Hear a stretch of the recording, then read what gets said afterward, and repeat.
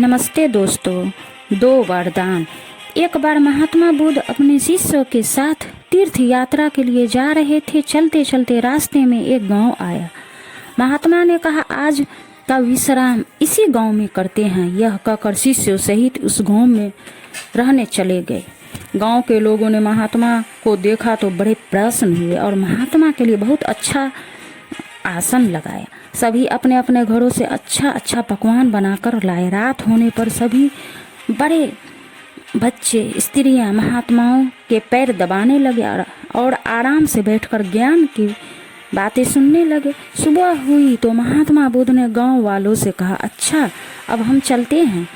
आप सभी हम जाने की अनुमति हमको दे दीजिए।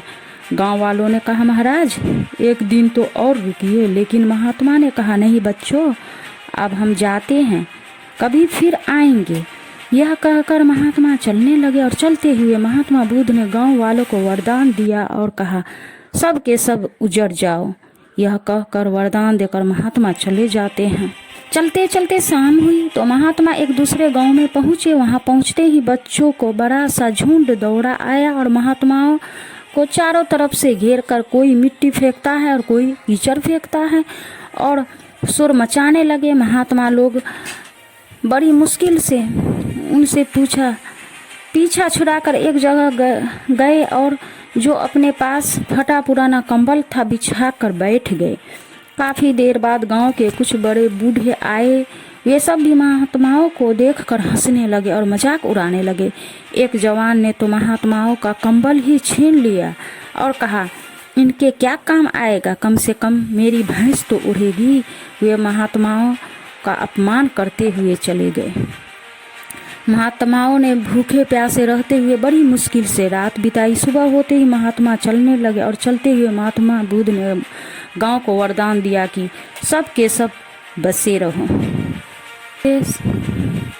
काफ़ी दूर जाने के बाद जंगल में एक तालाब आया और कुछ फल के पेड़ नजर आए तो महात्मा बुद्ध ने कहा, बच्चों यहाँ थोड़ी देर विश्राम करते हैं। वहाँ महात्मा लोग फल खाते हैं और तालाब का शीतल जल पीते हैं। तब एक शिष्य ने कहा, महात्मा क्षमा करें, हमें एक बात खटक रही है, आप नाराज हो तो हम पूछ सकते हैं। तब महात्मा बुद्ध ने कहा, बोलो बच्चों, क्या जानते हो।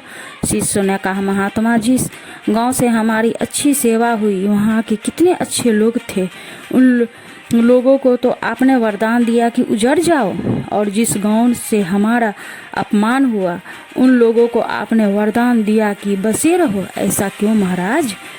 तब महात्मा बोले, देखो बच्चों, पहले गांव में कितने अच्छे विचारों के आदमी थे। वह आदमी उजड़ जाएंगे तो दुनिया के कोने कोने में फैल जाएंगे और जहाँ भी जाएंगे सभी के अच्छे विचार सिखाएंगे। इसलिए मैंने उनको उजाड़ जाने का वरदान दिया है। और जो दूसरा गांव था वहाँ के लोग पापी व बेवकूफ़ थे। वे जहाँ भी जाएंगे तो अन्य लोगों को पाप व अन्याय करना ही सिखाएंगे। इसीलिए उनका एक जगह ही टिका रहना ठीक है। इसी कारण मैंने उसको वरदान दिया कि बसे रहो। महात्मा की ये बात सुनकर सभी शिष्य अत्यधिक प्रभावित हुए। दो वरदान की कहानी आपको